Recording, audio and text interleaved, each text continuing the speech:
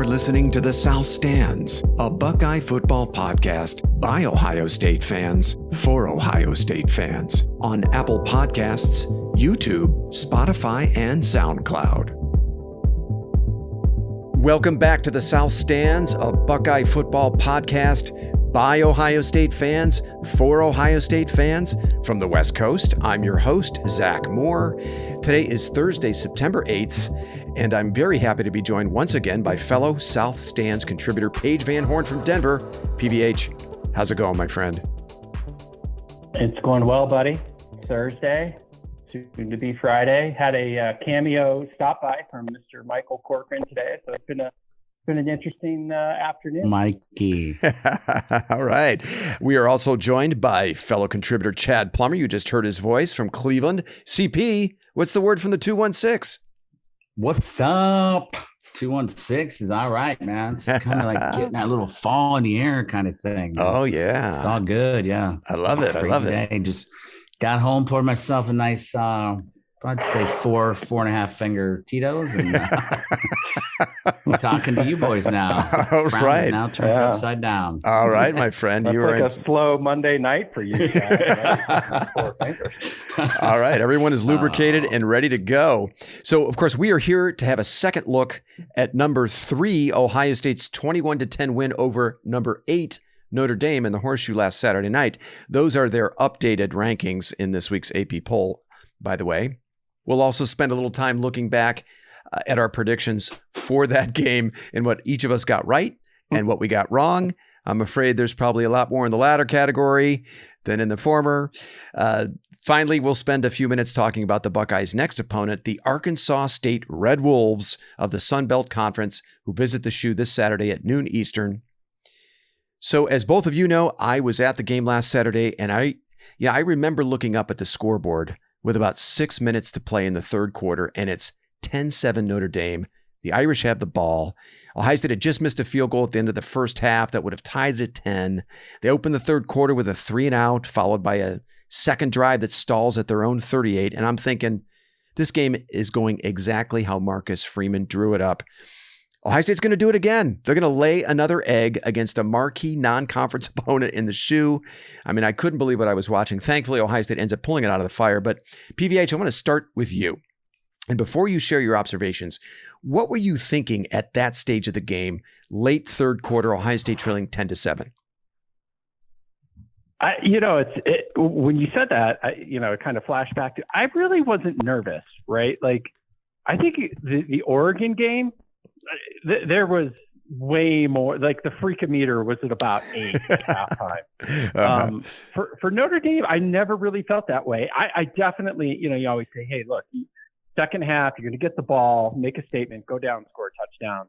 And even when they didn't do that, and did they go 3-and-out on that drive? Maybe at that point there was a little bit of concern, but I wasn't overly concerned. At any point, I was kind of just equating it to rust and, those types of things. Mm-hmm. And we'll get into that more, sort of my observations. But I wasn't that freaked out by it. I was disappointed, but right. I wouldn't say that, I was, thinking that at any point during that game that they would lose. Okay. All right. Before you give us your observations, Chad, how about you? Where was your concernometer at that point in the game with 6 minutes to play in the third quarter, the Buckeyes down 10-7? Well, you know what? I honestly, it was very, from the beginning of the day, I mean, it was just like surreal. I was telling the Cougar, I'm like, this is really strange, because usually it doesn't matter who the opponent is, right? Mm-hmm. I'm getting a little tweaked, a little anxiety in there. Like, hey, like, not sure what I should do. Should I have a drink? Should, whatever the case may be. But it was 8 a.m. when you, yeah, right. Exactly. Yeah, exactly. It was like the calm before and even leading up to the game, I didn't, like, nothing at all, man. And I was kind of like, all right, this is fine. We're not going to lose this game, and end the Shoe. So, like, literally, it's bizarre, and I can't explain it. I would love to mirror that for every game and following, every Saturday until the college football playoff. But right. I was calm. I really wasn't worried about it. Okay. I felt like things were coming together, and then they would. I mean, okay. They did, but All right. So what if I'd like to been up 2 touchdowns, 3 touchdowns? Yeah. I think I said it would be over halfway through the third quarter. Yes, you did. Okay. Yeah. So Concernometer started at 0 and remained at 0, even though they were trailing that late in the third quarter. Yeah. 10-7. Okay. All right. I wouldn't go that far. There was a level of concern, but did you really think they were going to lose that game sitting there in the stadium? Yeah, there was time. There was plenty of time. They were only down 3. And, Notre Dame at that stage had, they had a couple of plays that were, kind of a little fluky. And I was like, okay, you cut down, on their 1 touchdown drive, right? There was the long pass play against Burke where the kid juggled the ball a few different times and brought it down. There was the opening, play from scrimmage where Josh Proctor misses the tackle, goes for a long reception. Those were kind of fluky. So yeah, I guess I was feeling okay. But me guys, my concernometer is always, several points above both of yours. I was a little concerned. Yeah, it was weird. I was not expecting Ohio State to be in that predicament at that stage of the game. What's a hell of a seat you had, Z? Yeah. A nice little view. I paid enough for it. Jesus. Yeah, you did. Were you just surrounded by Notre Dame fans? No. It was all Ohio State fans. We were happened to be on the visitor side, but no, it was a sea of scarlet and gray around me, thankfully. Oh, good. Yeah, but you are the kind of the glue, because if it wasn't for you and the concern, this would just be all hell loose. Like we gotta have some kind of reality. Yeah, totally right. And that's what I try to provide here, right? So, all right, PBH, back to you, my friend. What about that performance on Saturday night stood out to you? Well, the first thing is I did chuckle at, it was maybe the 3rd punt of the game in the year that they honor the 2002 national championship with Jim Tressel. Right. How big the punting game became in that game. Oh my God. It's pretty damn ironic if you think about it. I don't know how many times they punted the ball, but it was a fair amount. And that was one thing that I kind of smiled at some point during the second quarter. Here's the thing. It sucks to say, and you kind of alluded to it when you did your solo recap.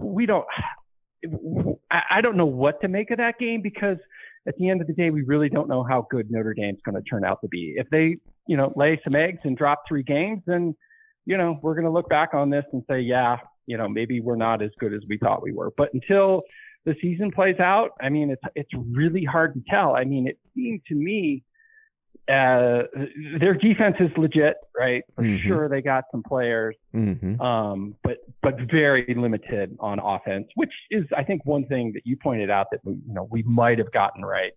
But it's the jury's going to be out to see a few more games. Truly, if this was, hey, were we a little bit rusty, or Notre Dame turns out to be a pretty hell of a good team. Yeah. In answer to your question, PBH, in answer to your question, there were 13 punts in the game, 8 by Notre Dame and 5 by Ohio State. A lot of punting. Right. I mean, come on. The ghost of Jim Tressel in the stadium, right? I mean, that had to be it. Maybe we could just chalk it up to that. I mean, that could have been the whole reason why that game went that way. I know you're going to push back on me for this. I know, and you're going to that's absurd. But are we really sure that Travion Henderson is a better back than Mayan Williams? Oh boy, here we go. 150%. Okay, I'm you just guys, saying. Dude, they're not even on the same level. Oh my God. Go ahead, PBH. Finish your take and go ahead.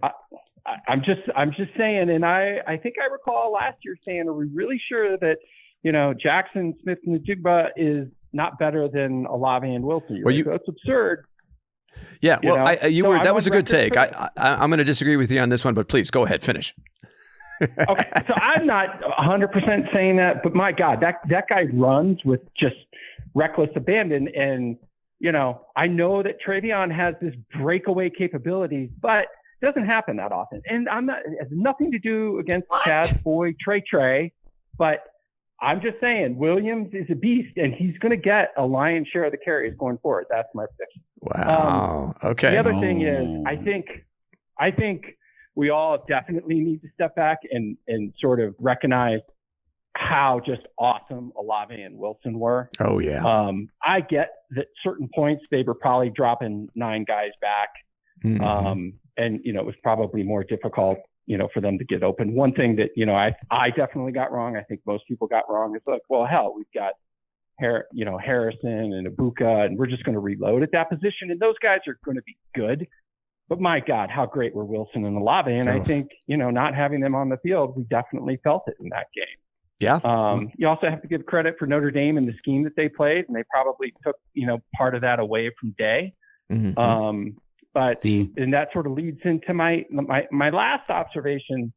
Something else you alluded to, Zach, was is it maybe time to be a wee bit concerned with the way Ryan Day calls the game, because he just seems so hell-bent to do what he wants and not sort of adjust to maybe what the defense is doing and take what it gives you. It's like he gets there eventually, but, when you just running the ball 3, 4, 5 yards per carry, and, I know you're going to mix it up, and, God knows the guy makes $9 million and I don't, and this is what he gets paid to do. But he's kind of like, Jesus, dude, if they're dropping 9 in coverage, run the ball.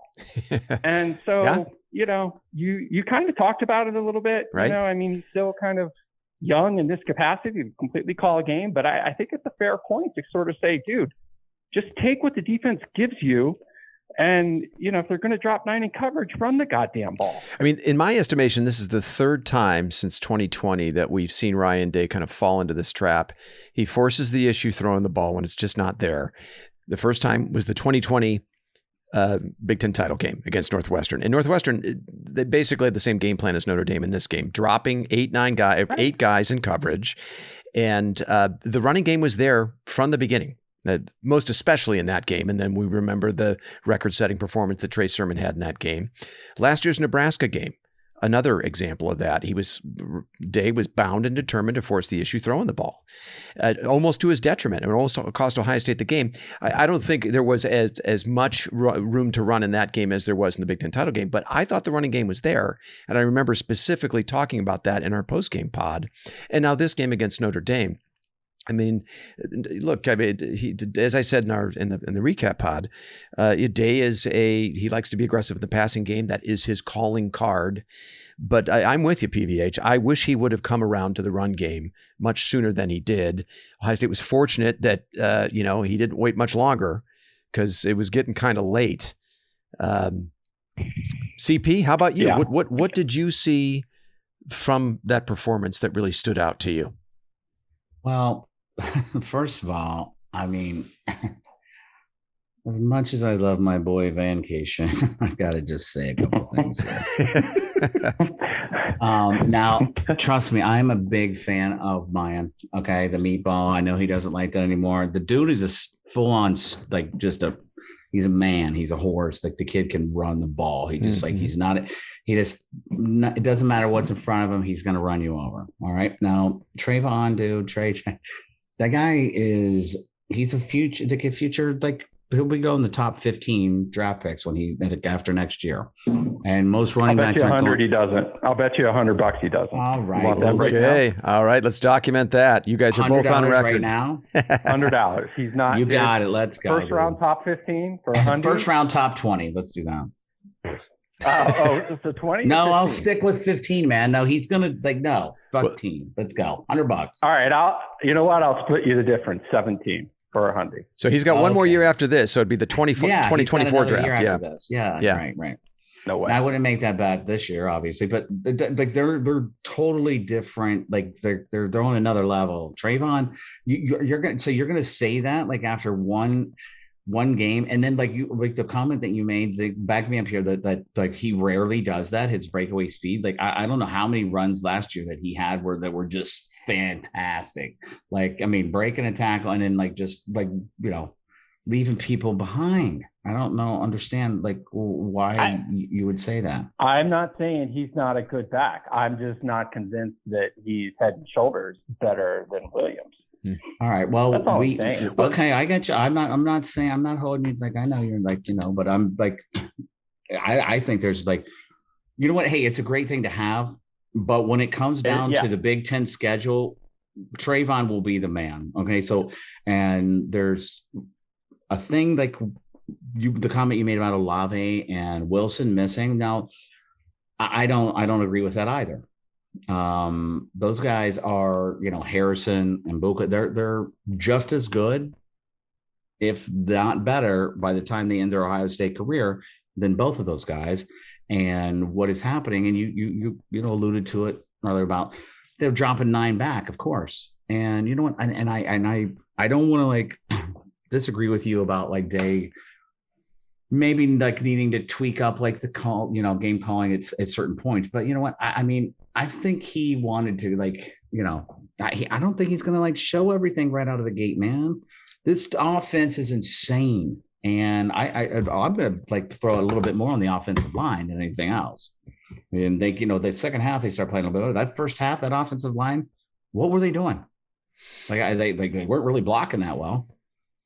I mean, like as far as I could tell, I mean, and I felt like I was watching pretty much every play. I thought the run game. I thought the run game was there early, and you could see it. There was a graphic. So I went back and watched the game a couple of times on YouTube, and there was a graphic on the telecast. It was late in the second quarter, and they showed Travion Henderson's stats at the time, and he was averaging 8 yards a carry, but he only had 4 carries. And, right. Again, this is kind of going back to today's stubbornness to force the issue. And I believe the ratio, the first half, 19 pass plays to 9 running plays for Day. Right. I do just want to comment real quickly to CP before you go on. I look, I mean, Mayan Williams has turned out to be much better than we all expected. I definitely give him credit for that. He makes an excellent, second back for Ohio State. They're going to need a kid like him, his style of running, the strength and toughness that he runs with. They're going to need him in Big Ten play. They're also going to need him to kind of take the load off Travion Henderson, right? He's a smaller back. But I just feel like Henderson has a home run hitting ability that Mayan Williams doesn't. And we saw it, over and over again last year. Now, he did wear down toward the end of the season, was dealing with some injuries. Also, we have to remember, he did not play football his senior year of high school. So he went from his junior year, took a year off, and then went straight to Ohio State. I just feel like he has big playability that Williams doesn't. That's why I think he should be the lead back. And I actually thought he was criminally underutilized in this game, similar to Nebraska last year, where he didn't get enough touches. I would have liked to see him more involved in the passing game, and I would have liked to see him a little more carries. And by the way, he is a more physical runner between the tackles than people give him credit. He ran over Brandon Joseph. Yes, Notre Dame's All-American text thread. Right. He ran over Brandon Joseph. He's an All-American safety. And that was on Ohio State's final possession of the game. And the whole stadium went, ooh, when that happened. Paige, put him on his butt. Z, I don't think Paige watched that. Like when I sent out that to the text thread. Did you see that, Paige? It was a big time hit. Yeah. Yeah, I did see that. And guess what? What does that prove? That he's tough? Yeah. What does that prove? I mean, by the way, like you shouldn't do that, right? Because he's not as, stocky and as durable as Williams. Right. So what, and if he's elusive, then don't take those hits. And I think that's actually part of his problem, is that he wants to be this huge fucking tough guy. And by the way, he did get banged up, and he was definitely, not the back he was in the second half of the season, coming out of the first. And I'm not saying he's not a good back.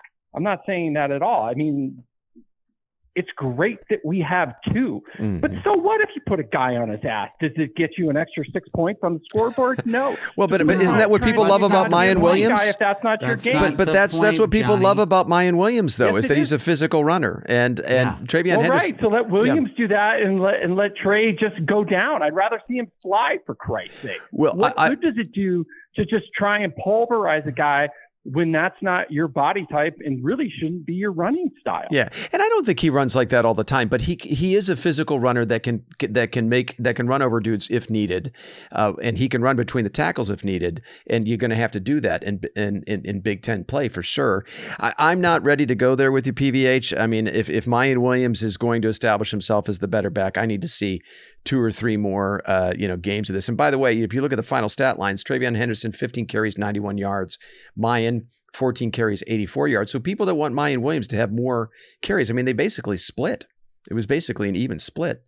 And they went to Williams in the late going when everybody in the stadium knew they were going to run the ball. And to his credit, Williams, he delivered. He was good. I'm not going to deny that. He's a very good second back who could probably start for most other teams in the Big Ten. But I just feel like Travion Henderson has big play ability. We've seen it.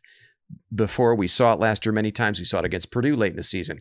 We saw it against Penn State in a moment when they really, really needed to have some big plays. He was huge in that game for them, even though the going was really tough for him earlier in that game. So I just, give me the guy that has the home run hitting ability. That's the guy that I want as my lead back.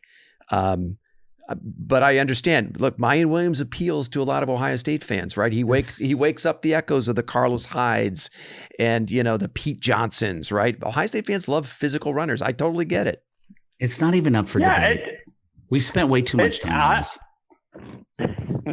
That's a fact. No. I mean, I think it's a good debate. I actually think it's a good debate because a lot of people are calling for Mayan Williams to get more carries. But now the other thing is that on that last drive, that 95-yard drive that sealed the game, Notre Dame was wiped out. You don't think Travion Henderson wouldn't have gotten those yards too? He would have gotten those same yards. He probably would have popped for a long run for sure. I mean, there's no doubt in my mind Henderson would have gained at least as much yardage.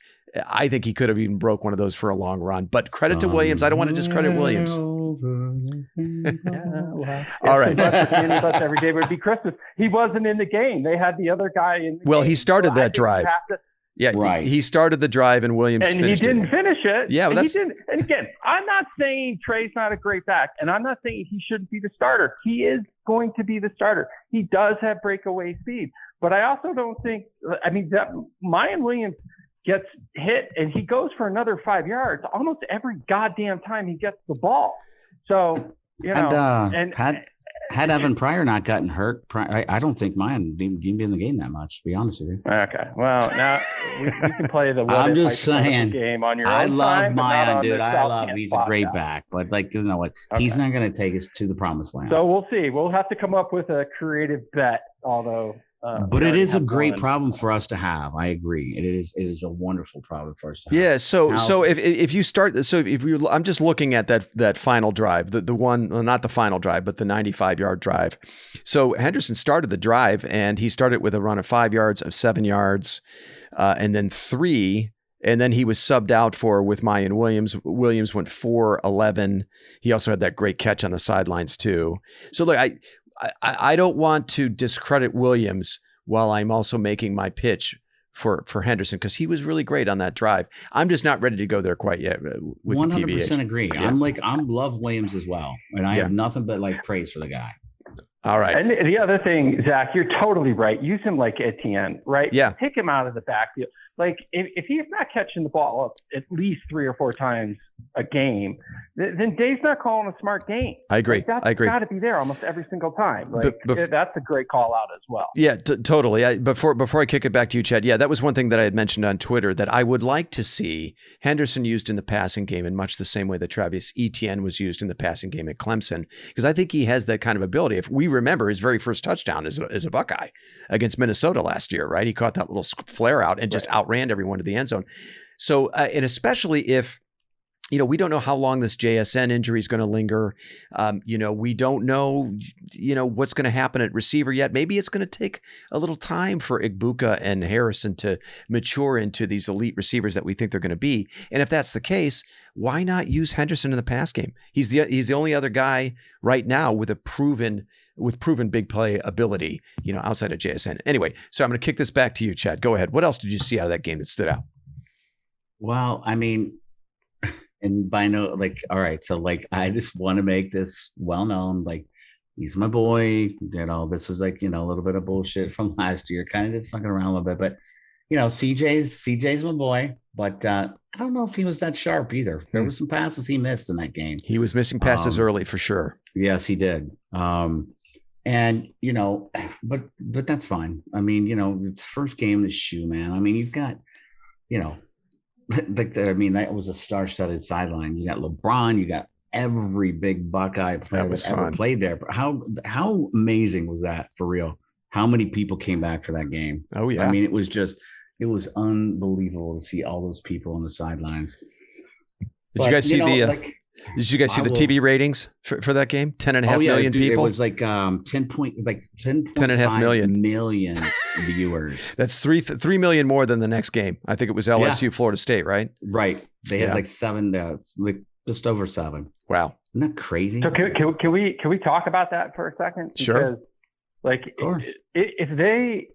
why every school is not doing that, or big time program is not doing that, is beyond me. Sorry, he's not doing what, PVH? And just, I mean, coming out of the gate, we're going to play a marquee top 10 team. Oh, right. We're going to do a home and home, and not this bullshit Chick-fil-A shit where we're going to play the, whatever, the Superdome or the Atlanta Dome. Yeah, right. Bush. SEC candy ass shit. Bush. But I mean, to Chad's point, Jesus Christ, like Jason Tatum for the bot, like what was that guy doing there? Like, City's boys with LeBron. I mean, just from an exposure and a recruiting, even if they'd have lost that game, you're still winning, right? And next year it's going to be in Notre Dame, like, and I think they've got that pretty much lined up, and they schedule this crap out decades in advance. But my God, coming out of the gate, at night, that to me just seems like that should be table stakes every single year. Yeah, right. And if other schools don't copy that, then I can't imagine why they wouldn't do it. And not a lot of other schools are doing it because there's been a lot of shitty games. I mean, both week 1 and this week too. There's just not a lot of marquee games. I mean, you got Alabama. Give Bama a little credit. They're going to Austin to play Texas, and Texas isn't at its peak right now. But that is a game. I'm sure that when it was scheduled, later. But see, I want to know, like, so how it's so hard. And I didn't go down to the shoe because there was so many people I wanted to see and hang out, like Kramer and like all these people, and Barnes brought back. He was like, he said the tailgate was like old school. Like, I mean, ran out of booze. He didn't open it until 4:30. Ran out of booze at like 6:00, and he thought he had enough booze for like 5 hours. Yeah, it was packed. It was that insane. It was like packed. Ginn was there, Cardell Jones. Like you saw Cardell. You were there. I did. But like inside the stadium, how was it electric inside? Oh, it was there? electric. Was it fantastic? Yeah. Because on TV you can't really tell. It looks like it is, but Yeah, and I think we've all been in Ohio Stadium when the crowd is not a factor. The wine and cheese crowd. Yeah, there's a wine and one of cheese the crowd. I don't like the shoe, like that. Yeah. I mean, Well, and when things aren't going well, sometimes it can be a front runner crowd. And when things aren't going well, they can almost kind of turn on Ohio State. That was not the case on Saturday. Right. The crowd was geeked. They in the pregame they had Navy SEALs parachuting into the stadium. There was during the halftime show there was a drone. Coordinated drone show above the scoreboard that was like making images of Brutus's face and the best damn band in the land. And I mean, they went all out. The turf looks great. The environment was electric. It was warm, balmy night. Yeah, warm, balmy night. It rained most of the afternoon, but it stopped about 90 minutes before kickoff. So the environment was, everything you would hope to be for a game like this. It was just, Ohio State struggled initially. And, I think a lot of it had to do with the JSN injury that I think that really took some wind out of their sails, at least out of the offense, which none of us could have predicted. But you give Notre Dame a little credit. I thought they played well. I thought they had a good game plan. I thought that they matched up athletically for the most part. Where we've seen them in games like this where it doesn't look like they belong on the same field as the opponent. I don't think that was the case. They had some good athletes out there. So it was a good football game. My opinion on Notre Dame is Brian Kelly. You got Marcus Freeman and James Laurinaitis on the sideline. They're getting those there's something to say about that.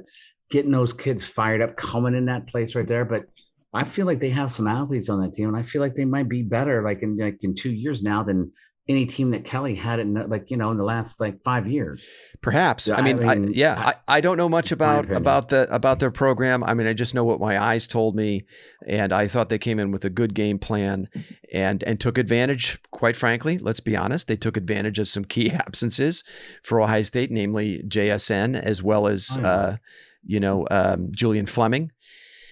Yeah. But at the same time, they were down some personnel as well, lost their best receiver, Avery, before the season started. They lost probably their best interior offensive lineman was unavailable, Jarrett Patterson. So it was a good football game. Well, let me ask you this, Paige, I'm going to kick this back to you. Was this, and I think you hinted at this at the beginning that maybe you were unsure and you're going to need a few weeks to see, but was this a good win? for Ohio State, or do you want to wait and see what Notre Dame looks like later I on? think it was. I think Notre Dame will. So in my head, I'm like, okay, will they lose 2 more games? I doubt it. I mean, not looking at their schedule, they have to play Clemson. They do. Their defense seems legit. They're just limited on offense. Right. That tight end is really, really good. Yeah. But you can kind of take that away, or you can give them a few plays. But I definitely think Notre Dame was better than I expected, especially on defense. And I do agree. Like, man, they're going to be hard to root against with Freeman there. Like, right. I want to see them be very successful. Like that guy is just awesome. Yeah. I wish he was some capacity, still on the Buckeye sideline. But, I'm going to root for them. I want him to do well. I think that team, could it be a dark horse or get in the playoff? Yeah, sure. Why not? I mean, but they're going to have to be better on offense. Yeah, they're going to have to evolve on offense for sure. Chad, what did you think? Was this a good win for Ohio State? 100%. And I'll tell you why. What were the stats on the defensive side of the ball in the second half? Yeah, like 253 total yards of offense, if I'm not mistaken. I can double check that. Yeah. For like total yards. Yeah. Like they stepped up. And that was the biggest thing that I wanted to take away from this game is like, are we there? I mean, like from the first kickoff, special teams, that's been non-existent for the Scarlet Gray. They fucking like nailed him down at like 8, 9, 10 yard line, somewhere in that vicinity. Mm-hmm. I mean, special teams looked great. Like the defense balled out. I mean, like they're going to like get better. Knowles, we finished there were some bigger games. Like Ohio State finished like with the number 8 defense in the first couple weeks of college football. Okay. So all right. When's the last Good time start. that ever happened? Well, yeah, 2019, they were good. And, but yeah, no, look, I mean, I think it was very positive early returns on the defense, albeit against a pretty limited offense. Ohio State is going to face stiffer tests down the line, to be sure. But yeah, I think, look, I mean, anytime you can beat Notre Dame is a legitimate playoff contender. And Chad, I know you like to call them irrelevant, but look, I mean, we're talking about a team that finished number 5. It's just because Notre Dame. I just like that was Chad hyperbole pregame. Yeah, that's him trolling Notre Dame fans for sure. But I mean, we're talking about a program that was finished number 5 in the CFP rankings last year. They made the playoff the year before. Also, by the way, they are the most coveted television property in college football that's still available out there, right? That both the SEC and the Big Ten would lop off their left arm to get Notre Dame to join the conference. So I think anytime you can get a head-to-head win for your playoff resume against a fellow playoff contender, you take it. That's huge. The performance itself, and I said this in the recap pod, if we're looking at it through the lens of was it good enough to beat Alabama and Georgia, I don't think that we can say that it was, but it's September 8th. It's September 8th, right? You shouldn't even have to like say that right now. Like, right. I mean, I don't know. Oregon, obviously Oregon's not that good. I mean, so I don't know, man. Maybe Georgia is that good. I didn't watch one play of that game, but when you're beating a team that bad, dude, they recruit at the same level as Ohio State, better than us, Alabama, and they should be that good. Yeah. So, but we shouldn't be looking through a lens on the first game. Let's go back to 2014. We can go we can dissect that so many different ways. Like, I agree with you, Zeke. Like, what was it, the first game? Do I think we could beat Alabama or Georgia right now? No. That performance was not good enough to beat them. No, not at all. Right? I don't think so. We just got a new defensive coordinator. No, you know what I mean? I think that was his first time in the shoe on this field. Let's get in, let's which I know we will, the week of Thanksgiving, after we kick the shit out of Michigan, then the West. Let's see what our answers are. Yeah, I mean, there's good reason to trust Ryan Day's track record, right? And the notion that they'll figure things out in the passing game, right? You get JS unhealthy, you get Julian Fleming healthy. There's ridiculous talent in that room, and you've got a play caller in Ryan Day with a proven track record when it comes to an elite passing game. And I still am a huge believer in CJ Stroud as a trigger man for that offense, despite what appear to be, pretty pedestrian numbers. I do have a take on CJ Stroud I want to share with you guys here in a second. Awesome. Okay. I got a couple of new, I guess, relatively new observations on the rewatch. I told you I have watched it actually several times on YouTube. The first observation is you have, because I'm that kind of a sicko. There is a clear drop off from Ohio State's first group on the defensive line, and I'm talking about Harrison, Tuimoloau, Mike Hall, Teron Vincent, who all started, and then Jack Sawyer, who played starter level snaps. Tuimoloau, Vincent, Hall, Sawyer, in that order, led the defensive line in snaps. I think there's a clear drop off from that group to the second group, which is Javonte Jean-Baptiste, Tyler Friday, Tyleek Williams, Ty Hamilton, Jerron Cage. Those guys just were not nearly as effective in my view. It was that second group, namely Jean-Baptiste, Friday at defensive end, Cage and Williams at tackle, that played during Notre Dame's only touchdown drive of the game. And to me, Notre Dame was able to move the ball very easily downfield. They were able to move it running, throwing. The first group was way more effective at getting pressure on Buckner. And according to PFF, of Ohio State's 14 pressures on Buckner, 10 of them came from the defensive line, and all 10 of those pressures were by the first group.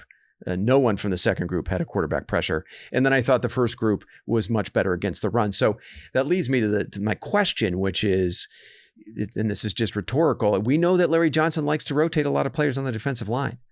But Jim Knowles has a different philosophy. Yes. Certainly with his position group, he does not rotate a lot of linebackers.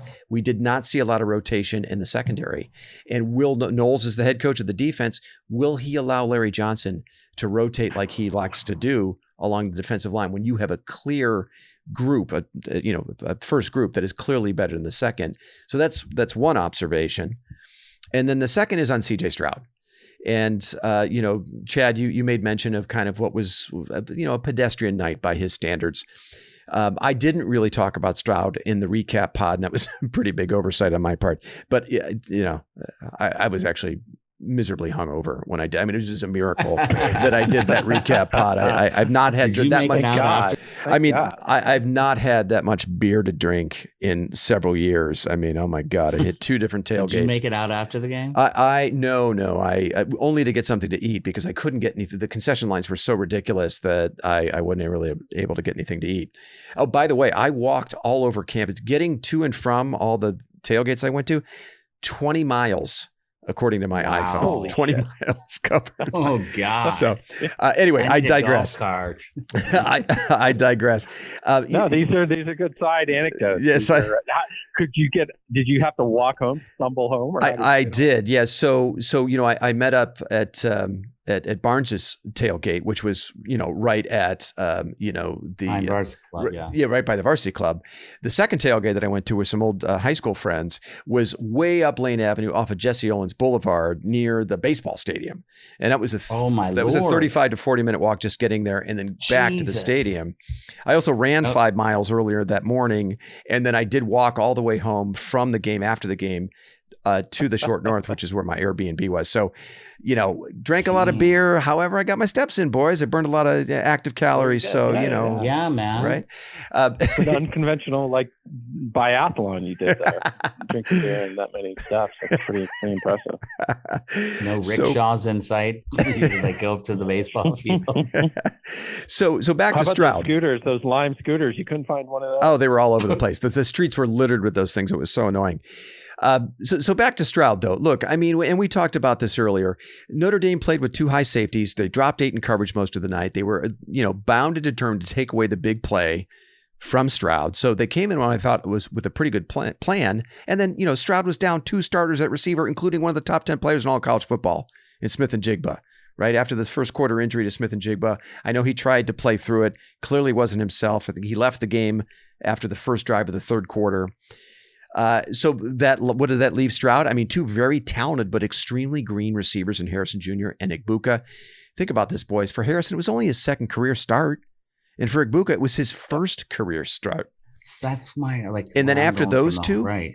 And after those 2, it was a former walk-on and a career special teams player in Xavier Johnson and a redshirt freshman in Jaden Ballard, who between the 2 of them had 1 career reception. That's what CJ Stroud had to work with on Saturday night. And he still completed 71% of his passes, 24 of 34 for 223 yards, 2 touchdowns, no turnovers. And the amazing thing to me, on each of Ohio State's second half scoring drives, he completed nearly identical pinpoint passes along the sideline on a dead run, one to Egbuka on the scoring drive that their first scoring drive, and then one to Mayan Williams on their second scoring drive that put them up. I believe it was their last scoring drive that put the game out of reach at 21-10. But those were 2 throws that he made, ridiculous pinpoint throws on a dead run. He took a big hit at the end of both of those throws to extend those scoring drives. In that second one to Williams, 3rd down from the Ohio State 24 with the Buckeyes clinging to a 4-point lead in the fourth quarter. I mean, come on. You need your quarterback to deliver a play. Is there a bigger moment than that? And then I think both of his touchdown passes were just absolutely surgical.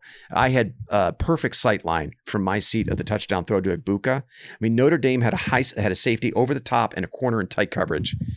And Stroud whipped that ball past both of them to Egbuka, who turned it upfield to the end zone. I mean, that was a big-time NFL throw. And then on the touchdown throw to Xavier Johnson, he made Notre Dame pay for bringing both safeties on that blitz. I mean, up to that point, the Notre Dame defense had played basically a perfect game. And the second they make a mistake, Stroud burns him for a touchdown pass to a goddamn walk-on.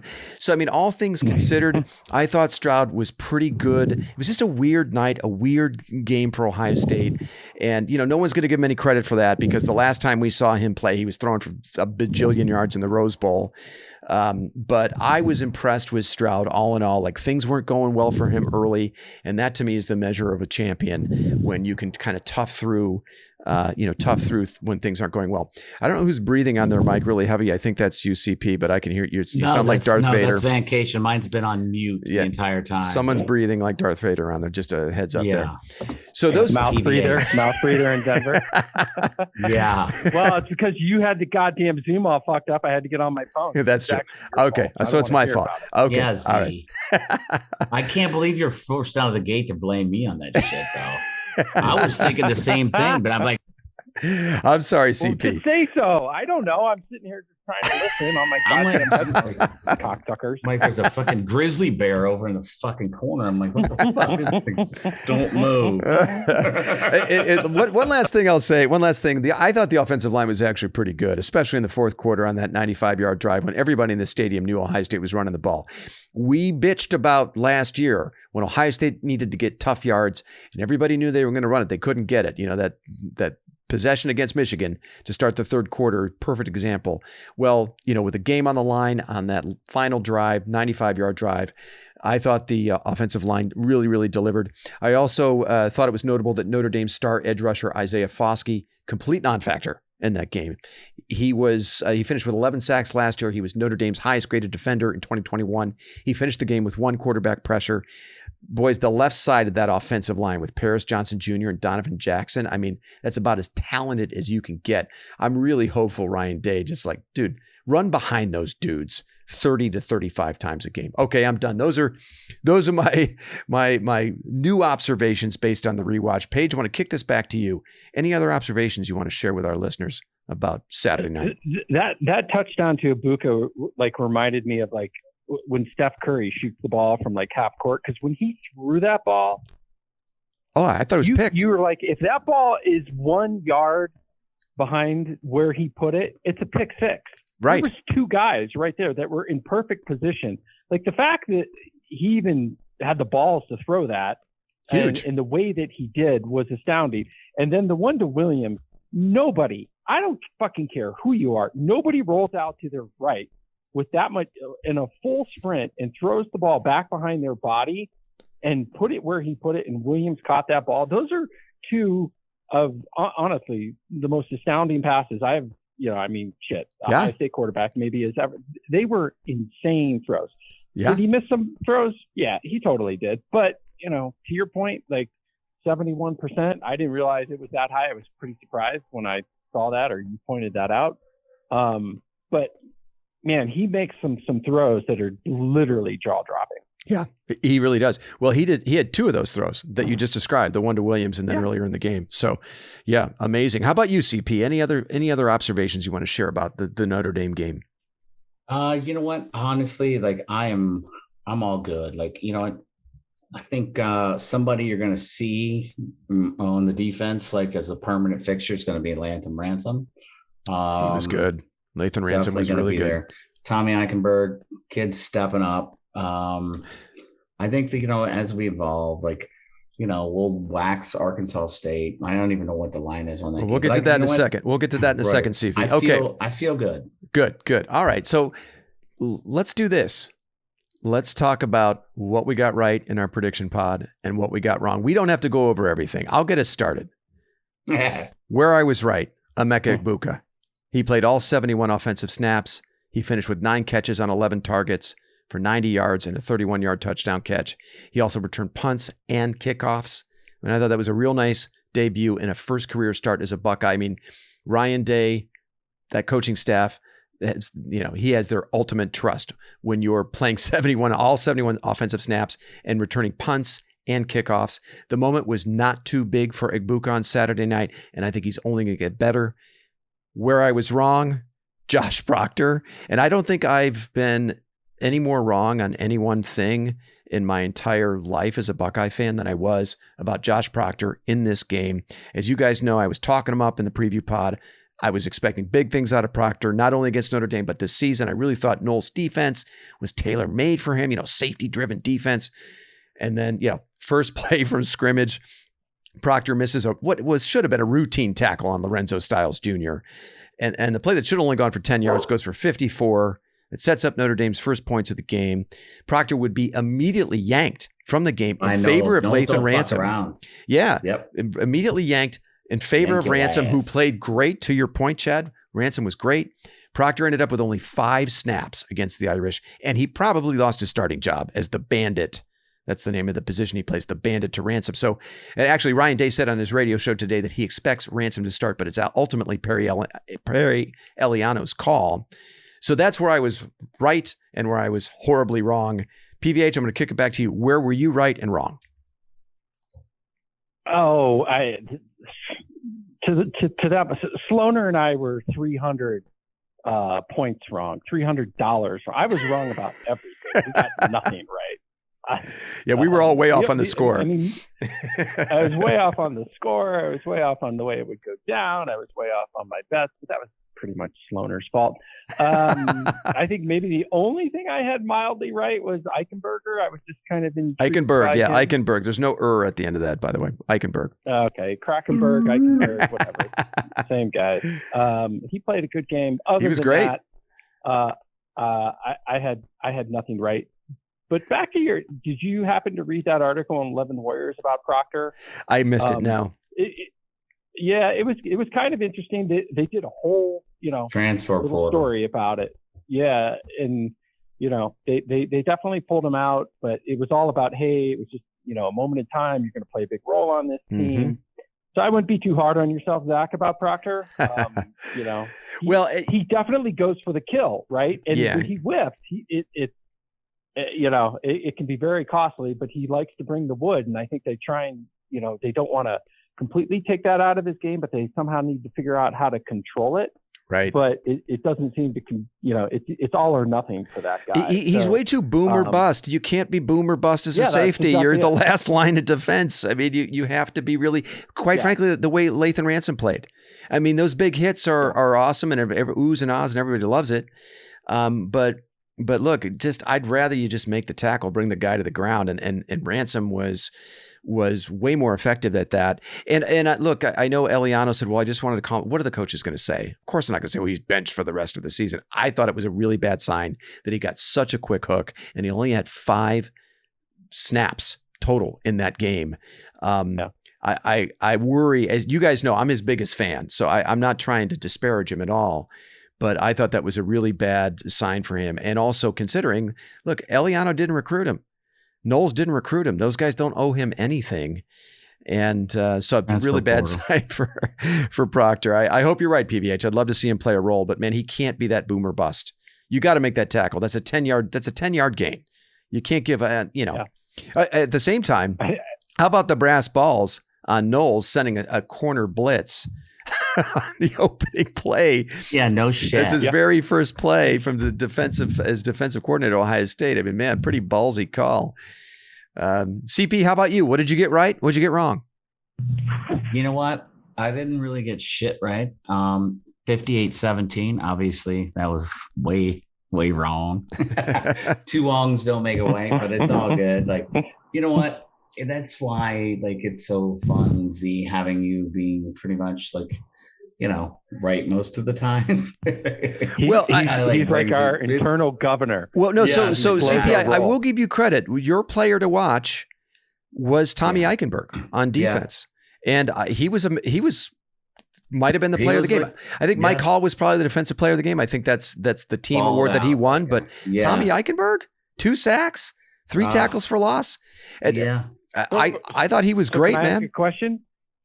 So are we happy with our linebackers now for the first time in 5 years? Like, how are we feeling about our linebackers? I feel like they're going to get better. Chambers played a pretty good game, right? Yeah, and I think he was in some tackles.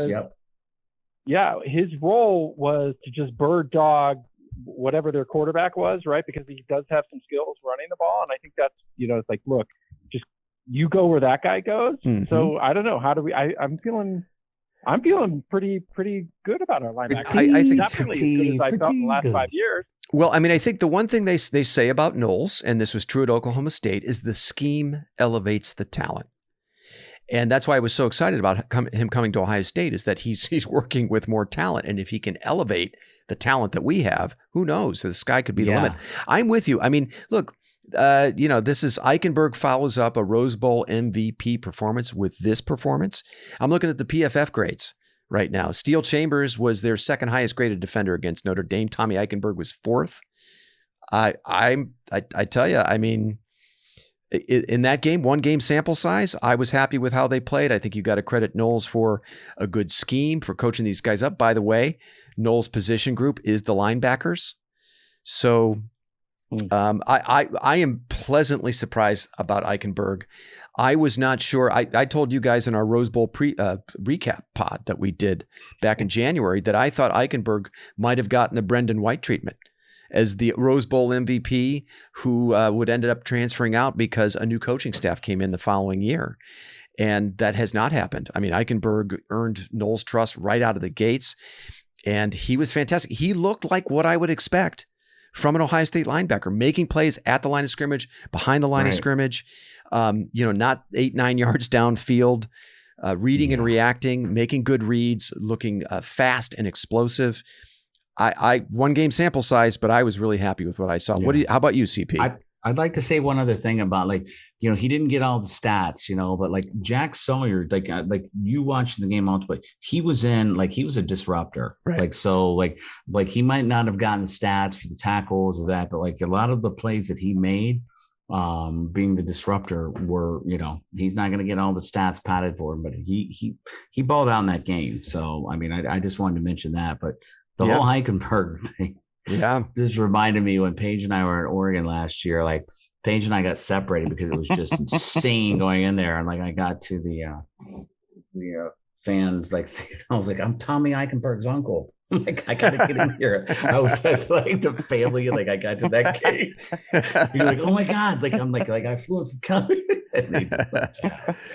Yeah, but Eichenberg's all good. Like, I was glad, like, I got something right about that. But like, yeah, Yeah, that was a good call. I don't know if you guys saw the post-game interviews with Eichenberg. I think Lathan Ransom was out there as well. And there was one other player. Oh, it was Mike Hall, who was awesome. Mike Hall was... Oh, my God. I gushed about him. Freshman, man. I gushed about him in the recap pod on Sunday, so I don't want to go through it again, but I'm really, really excited about Mike Hall. I don't know if you've noticed that when Jack Sawyer is out there playing the jack position and they go to 3 down linemen, Mike Hall's actually playing defensive end. He's lined up over a tackle and not over a guard.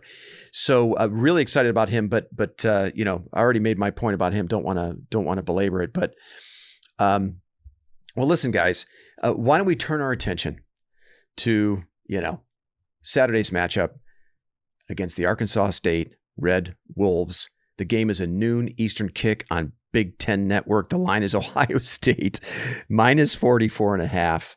The over-under is 68.5. The Red Wolves finished the 2021 season 2-10 in last place. That's good for last place in the Sun Belt's West Division. But they opened this season with a 58-3 drubbing of Grambling last Saturday. Oh. Arkansas State is led by former Cincinnati and Tennessee head coach Butch Jones. Their defensive coordinator, Rob Harley, is a former Ohio State walk-on who played under Jim Tressel and is the distant relative of former OSU great Chick Harley. A little bit of trivia for you, yeah. And the Red Wolves are not entirely devoid of talent. In fact, they have a bunch of notable transfers from the Power Five, including quarterback James Blackman, who started 24 games and threw 43 touchdown passes at Florida State before transferring to Arkansas State. Running back Johnny Lang played 4 seasons at Iowa State.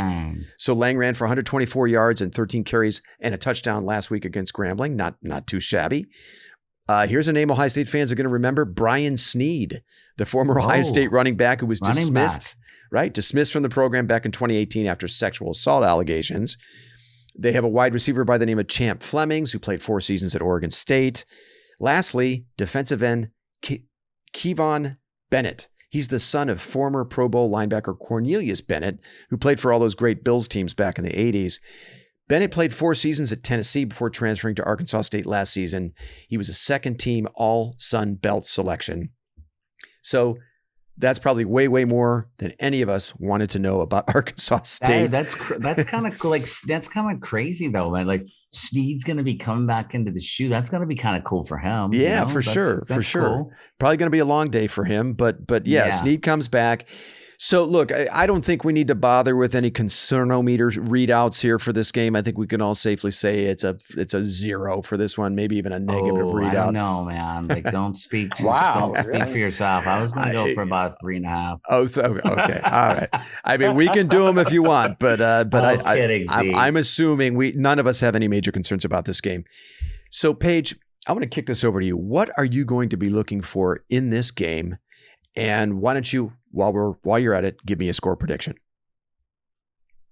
Well, I was looking to you for a score prediction because Sloaner and I talked about that we needed to hear what you just said about Arkansas State before we try and get back on track with our bets. We're down a little bit of dough, but it's early in the season. Is that 350 with juice or no juice?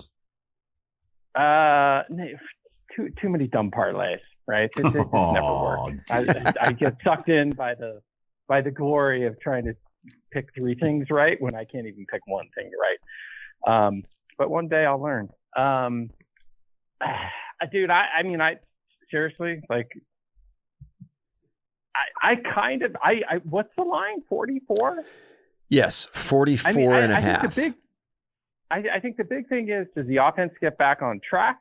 Mm-hmm. But I don't actually love Ohio State to cover, to be honest with you. It's a big line. It's going to be, it's going to be one of those quintessential letdown noon starts. I could totally see them being flat. And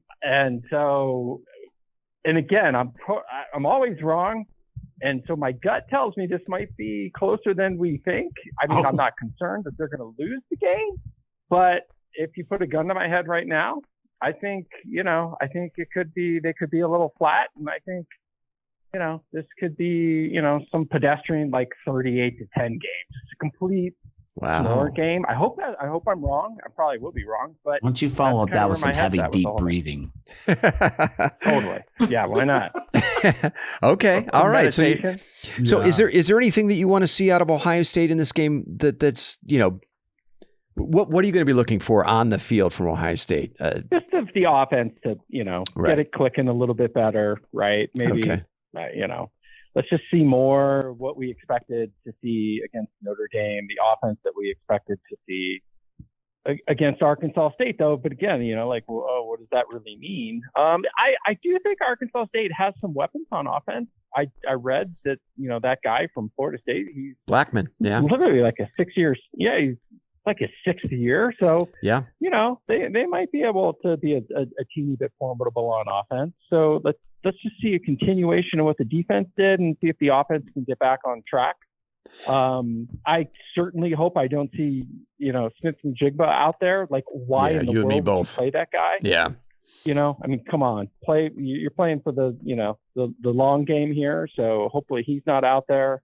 I love the Xavier Johnson story, like just with the irony of the absurdity of how Hartline has recruited the wide receiver position that arguably, the second biggest play of the Notre Dame game was by a walk-on wide receiver catching the touchdown. It's pretty astonishing. So maybe let's see him getting some more touches. All right. Okay. How about you, CP? What are you going to be looking for from Ohio State in this game, and give me a score prediction? I'm going to cut mine a lot shorter than Van Long there. Van breath, Van breathing. Yeah, Van breath. I want to see the offensive line just manhandle these little bitches. That's what I want to see. And no disrespect to the Arkansas State, what are they, Zach? They are the Red Wolves. To your Red point, Wolves. they had the worst rush defense in the FBS last year. Okay. All right. So yeah, Snead sounds like he's gonna I want to see the offensive line manhandle the Red Dragons. And so you got the Razorbacks and the Red Dragons, but I want to see the offensive line manhandle the Wolves. And we know that we're going to get the touches. I'm anxious to see what Dallas Hayden's going to do in the second half. That kid, they said he had a great spring. He's the one that's going to step up for Evan Pryor since he got hurt. You're going to see Mayan and obviously Trey at the first half, but you're going to see Dallas Hayden in there in the second half. I'm anxious to see how he does. Okay. And you know what?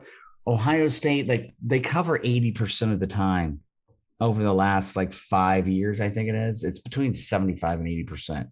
So of course I'm going to go, I'm going to stick with the 58. Okay. I'm going to go with 58-10. 58-10. Okay. Go Bucks. Hey, and can I say one other thing before, because I know you're going to wrap everything up.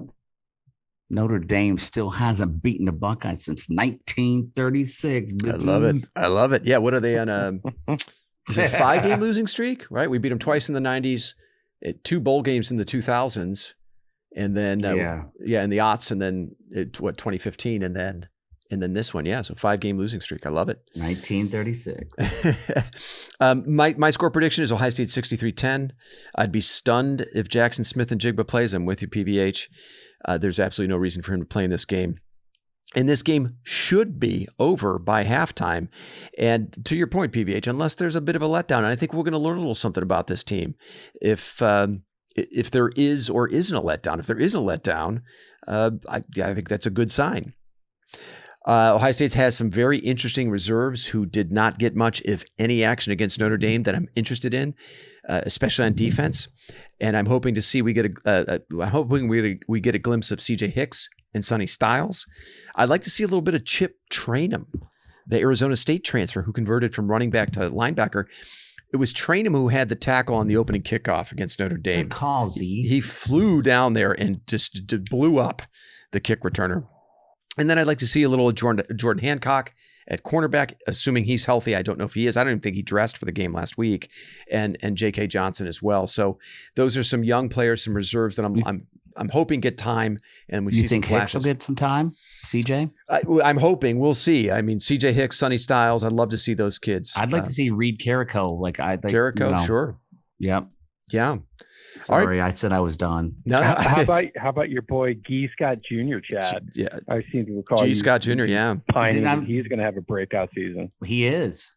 We haven't seen him yet. I mean, look, at that position, you're a glorified offensive lineman. They throw you a bone here and there. You got to block. See how big he's gotten? It's insane. It is, but I mean, I don't know if he's got the brute strength, the girth that you need to play tight end at Ohio State and move linebackers around and sometimes defensive linemen. And that's really the assignment at Ohio State, right? You're a blocker first. You get your pass catcher second. But no, I'm hoping for him. It would be great to find a role for him for sure. There's so many young players they were brought here for a reason. So hopefully, we're going to see a lot of them in the second half. All right, boys. So finally, I want to get your thoughts on Bama, Texas. That is unfortunately also a noon Eastern kick. It's on Fox, so it's being played at the same time as Ohio State, Arkansas State. The line is Bama -20. The over-under is 65.5. What do we think? CP, I want to kick this to you. Can Quinn Ewers and Bijan Robinson make that game interesting? Your BFF, your mullet that you dream about. This is like fucking like this goes out to shout out to Shroomwagon. That dude, he sent a mullet picture out. He's like, Stroud isn't that good. Of course he did. No, but like I mean, that's a lot. Like they're coming into Texas and they're 21 point favorites. Underdogs. That's insane. 20-point favorites. Yeah. Bama is. Yeah. Right. But so like it's in Texas, correct? It is. Yeah. It's in Austin. What do you think? Can Texas make it interesting? You know what? I mean, I don't know. I think they covered the spread. Okay. All right. You like Bama? I think this is the first time they do. Like, you know what? Like everybody's expecting Sark. He's been playing in the media. Oh, hey, like this game's not going to define our season. We're still be Big 12. I think my boy Mullet, Mullet Boy's going to come up, man. I think he's going to step up. He's going to show why he was the number one quarterback in the country, and I think they cover. They don't win, but they cover. They don't. Oh, they don't win. No, they cover. Okay. All right. PBH, how about you? They don't get embarrassed. Okay. How about you, PBH? Prediction wise, I'll say they win. Why not? I mean, I know nothing. Actually, that's stupid. No, they can't beat Alabama. Yeah. No, but it's super, super intriguing, right? Like with the mullet. Yeah. See how good he is. I think he had a pretty good game. I forget who they beat last weekend, but I thought it was pretty big. Bama's just too good, you know. But again, what time is that game? It's at the exact same time as the Ohio State game. It's Fox's big noon kick. Yeah. I mean, they got to coordinate. Like, why isn't that game under the lights? Like, that's the way that game should be. Like, I don't want to watch that game at 10 in the morning. Yeah, no, I'm with you. It was disappointing and frustrating. Yeah. Much better to watch McConaughey after a few bourbons, like freaking out on the sidelines. Matthew on the sideline just bombed out of his mind. That is must-see TV with Mullet. Sign me up. Dude. Exciting. Woody Harrelson will probably be there, like all smoked out with McConaughey. Yeah, I'm hoping for a good game, but man, Bama's just so lethal in these situations. However, what's different about this game is it's not a neutral site game. And for the longest time, Saban wouldn't play these on the opposition's home field. He'd always insist on a neutral site. Bijan Robinson is a bitch, man. Yeah. That guy he's going way ahead of Trey in the draft, so we can say that right now. But maybe, I don't know. I kind of got a sneaky feeling about Texas, actually. I hope so. It would be fun. At least a good game. I'm not expecting them to win. I think Bama probably takes care of business, but hey, I am here for some drama. I'd love to see it. All right, boys. Well, hey, listen, we are. Is that the only other good game the whole weekend? It's kind of good. Yeah, it's kind of a lousy slate. It's not been a great slate. Yeah, it's the law before the storm. Yeah, not a ton of really intriguing games. I'm kind of looking up the top 10. Let me have a look at the schedule here. So you got later in the evening, you've got Baylor, BYU. That's number 9 versus number 21. That could be interesting. Michigan's playing Hawaii. I mean, come on. You've got number 20 Kentucky at number 12 Florida. That could get interesting. Kind of a sneaky good matchup, Washington State at Wisconsin. And you've got Tennessee, number 24 Tennessee visiting Pittsburgh. But no, outside of Alabama, Texas, I don't see a lot of intrigue in any of those games. Notre Dame is at home against Marshall. They're a 20.5 point favorite in that game. Not a ton to love about the week 2 slate. Wish there were more games for us to really get excited about. Well, and again, goes back to my earlier point, like control the narrative, college football, like Ohio State, Notre Dame, that was phenomenal last weekend, right? Mm-hmm. You get 10 million eyeballs, star-studded, people on the sidelines, and nobody's even doing it in week 2. Like, I think that's coming. Hard to coordinate this. I think that's coming. If you think about it, and this is actually one thing maybe we should touch on real quick before we hang up. The expansion to 12-team playoff, right? That was just announced, right, Friday before a holiday week, and kind of, oh, by the way, we've approved a 12-team playoff. Now the question is, can they get that instituted before 2026, which is when the current playoff format expires? Some people think it can get done, but I think when the field does expand to 12, we're going to start seeing more intriguing regular season matchups because teams can afford to drop a game or two and still qualify for the playoff. And look at Notre Dame, right? Like they're totally still in it, right? If their worst loss is a road loss to Ohio State, game 1, right? Dude, if they run the table, it's possible. A few things have to break their way, but they're going to be in the Final Four, let alone the Final 12. I think they can beat that Clemson team. I was not impressed with Clemson over the weekend. They played Monday night.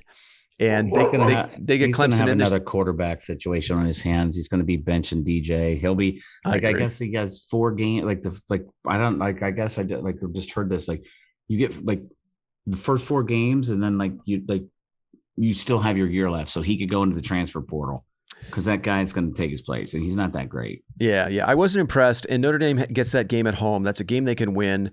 They've got a really interesting matchup with USC. They're kind of a sexy, chic pick to make the playoff, right? Lincoln Riley's there. So Notre Dame has the schedule to recover from that loss. And, they could very well end up there. But, I always feel like the fact that they only dropped 3 spots, right? That tells you. They're right in it. And if Ohio State stumbles, Ohio State would have to stumble twice for them to leapfrog Ohio State. But Notre Dame is in a really good position, I think, and they acquitted themselves pretty well. I thought last week. I was pretty impressed with them. They were better than I thought they would be. All right, boys. Listen, we are well over an hour now. Thanks so much for making the time. Let's get together again next week. We can talk about Arkansas State and have a look at Toledo.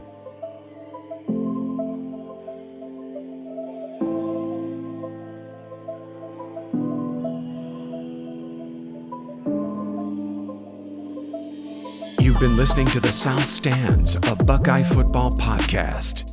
You can follow us on Twitter, Instagram, and Facebook, and visit our website at southstandsosu.com.